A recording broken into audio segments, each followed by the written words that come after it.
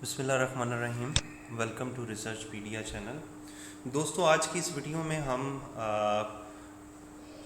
Population mean की मौजूदगी में अगर हमें पॉपुलेशन का स्टैंडर्ड डेविएशन गिवन ना हो और सैंपल का साइज़ भी 30 से लेस हो, अगर इन मिसिंग इंफॉर्मेशन के साथ अगर हमने पॉपुलेशन के मीन की बेस पे कॉन्फिडेंस इंटरवल कैलकुलेट करना हो तो वो किस तरह से किया जाता है। तो इसके लिए एक एग्जांपल के ऊपर आते हैं। A tyre manufacturer wishes to investigate the tread life of its tyre. Tread life basically उसकी मोटाई होती है टायर की। जैसे जैसे आप टायर को इस्तेमाल करते जाते हैं तो उसके ऊपर से उसकी मोटाई या परत जो है वो कम होती जाती है। तो इसको हम ट्रेड लाइफ कहते हैं कि कितने अरसे तक एक टायर जो है वो चल सकता है। A sample of 10 tyres driven 50,000 miles revealed a sample mean of 0.32 inch of trade remaining with the standard aviation of 0.09 inch. अब पहली चीज़ तो ये कि आपका जो सैंपल है वो 10 टायर्स का है, तो ये 30 से ऑल टुगेदर लेस हो चुका है, तो इट्स मीन के टी डिस्ट्रीब्यूशन इस्तेमाल होगी। दूसरा, आपको जो सैंपल मीन दिया हुआ है 0.32 इंच, उसी लाइन के अंदर आपको स्टैंडर्ड एविएशन भी बताया हुआ है। इसका मतलब ये है कि ये जो स्टैंडर्ड एविएशन बताया जा रहा है ये सैंपल का स्टैंडर्ड एविएशन है, पॉपुलेशन का नहीं है। आपको पॉपुलेशन की कोई वैल्यू नहीं बताई हुई। तो सैंपल का स्टैंडर्ड एविएशन यानी 0.09 जो है वो एस की वैल्यू आपको दी हुई है, एक्स बार है, एन है आपके पास, ठीक है। सो जब पॉपुलेशन का स्टैंडर्ड एविएशन मिसिंग हो उस सूरत में भी हम टी डिस्ट्रीब्यूशन इस्तेमाल करते हैं। तो हम 95% कॉन्फिडेंस इंटरवल की बेस पे जो है वो हमने इंटरवल जो है वो क्रिएट यहाँ पे करना है पॉपुलेशन मीन निकालने के लिए। और हमें ये भी बताना पड़ेगा कि क्या हम ये कंक्लूड कर सकते हैं कि 50,000 माइल्स चलने के बाद भी जो है वो टायर कारआमद हैं, ठीक है। अगर उसकी ट्रेड लाइफ जो है वो 0.30 भी अगर रह जाए तो क्या वो कारआमद है 50,000 माइल्स चलने के बाद भी। तो इसके ऊपर बात करते हैं, इसके सोल्यूशन के ऊपर आते हैं। एक्स बार जो है वो 0.32 है। टी की वैल्यू जो है जब हम उसको चेक करते हैं, क्योंकि एन हमारा 10 है और एन 10 का मतलब ये है कि डिग्री ऑफ फ्रीडम आपका 9 होगा, तो 9 के ऊपर और 95% कॉन्फिडेंस इंटरवल के साथ जो है वो आपकी टी की वैल्यू 2.262 आएगी, ठीक है। इसी तरह आपका जो सैंपल का स्टैंडर्ड एविएशन है वो 0.09 है। जज़र एन आएगा, एन से मुराद आपका सैंपल का साइज़ है। जब इसको इस पूरे प्रोसीजर को जब आप वर्कआउट करते हो तो ये बेसिकली आपके पास एक वैल्यू आ जाती है। इस वैल्यू को एक दफ़ा इसमें से माइनस करना है, एक दफ़ा इसमें प्लस करना है। जब आप माइनस करते हो तो आपके पास आता है 0.256 और जब आप प्लस करते हो तो वैल्यू आती है 0.384। जिस वैल्यू को हमने बेसिकली इसमें चेक करना है वो है 0.30।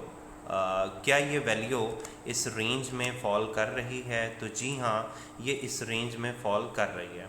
So the manufacturer can reasonably sure 95% confident that the mean remaining trade that is between this range, ठीक है।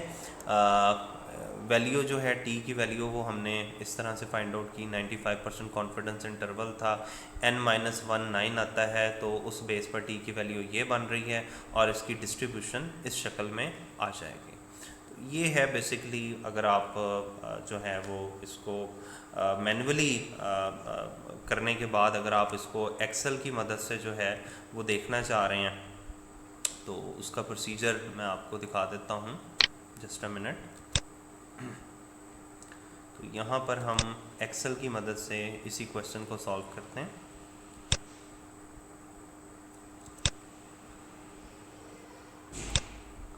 हमारे पास जो है वो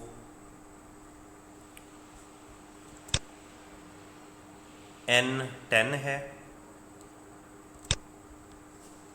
n is equal to 10,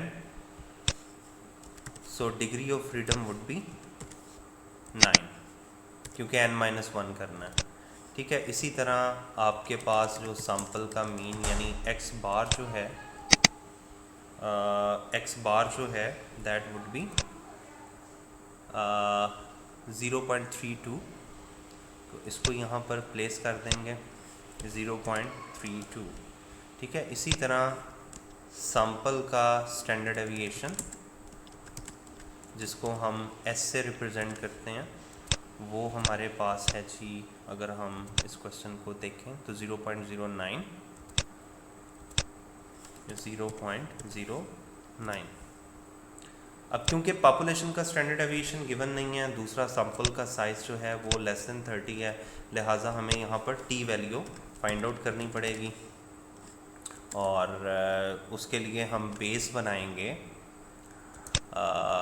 95% को 95% जी 95%। तो उसके लिए हमें दो चीज़ें चाहिए, एक डिग्री ऑफ फ्रीडम और एक ये कॉन्फिडेंस इंटरवल की परसेंटेज। तो 95% में डिग्री ऑफ फ्रीडम 9 हमने देखना है, तो 95% जो है वो ये फोर्थ कॉलम बनता है और डिग्री ऑफ फ्रीडम 9 ये है, तो ये आ जाएगी 2.262। ये वैल्यू आपके पास टी की आ गई, ठीक है। इसको यहाँ पर हम प्लेस कर देंगे। उसके बाद हमने क्या करना है जी, फार्मूले के अकॉर्डिंगली अगर हम देखें जो हमारे पास इसका फार्मूला है, आपने पहले जज़र n लेना है, ठीक है। यानी ये जो n की वैल्यू है इसका स्क्वायर रूट ले लें, square root n is equal to square root, और ये वैल्यू क्लिक करें और ये आपके पास स्क्वायर रूट n आ गया, ठीक है। उसके बाद s हमारे पास मौजूद है, s को इससे डिवाइड कर लें, so s divided by square root n which is equal to, ये है जी s, इसको हमने डिवाइड करना है स्क्वायर रूट n से, तो ये एक वैल्यू आ गई हमारे पास। अब इस वैल्यू को एक दफ़ा सैंपल मीन में से लेस करना है, एक दफ़ा जो है ऐड करना है, तो हमें लोअर लिमिट का पता चल जाएगा और अपर लिमिट का पता चल जाएगा। तो लोअर लिमिट निकालने के लिए हमने इस वैल्यू को सैंपल मीन में से माइनस करना है, तो sample mean minus this value, ये आ गई लोअर लिमिट। और अपर लिमिट कैसे आएगी जी, सैंपल मीन में हमने प्लस कर देना है इस वैल्यू को, तो ये हमारे पास अपर लिमिट आ गई है। अब क्वेश्चन में उसने ये पूछा हुआ था, अगर हम क्वेश्चन के ऊपर आएँ तो क्वेश्चन में उसने ये पूछा हुआ था कि क्या हमारे लिए हम ये कंक्लूड कर सकते हैं कि 0.30 इंचेस जो है वो उस रेंज में फॉल कर रही है। तो अगर आप गौर करें तो 0.30 इस रेंज में फॉल करेगी, क्योंकि लोअर और अपर लिमिट में जो इंटरवल आ रहा है उसमें 0.30 फॉल करता है। तो हम 95% कॉन्फिडेंट हैं कि 0.30 जो इंचेस है वो टायर 50,000 माइल्स चलने के बाद भी इतना जो है उसकी रिमेनिंग लाइफ रह जाएगी 0.30 इंचेस, और वो इस जो है वो गैप में फॉल करेगा। तो ये था आज का हमारी वीडियो। उम्मीद करता हूँ कि आपको टॉपिक की समझ आ गई होगी। मज़ीद नॉलेज गेन करने के लिए चैनल को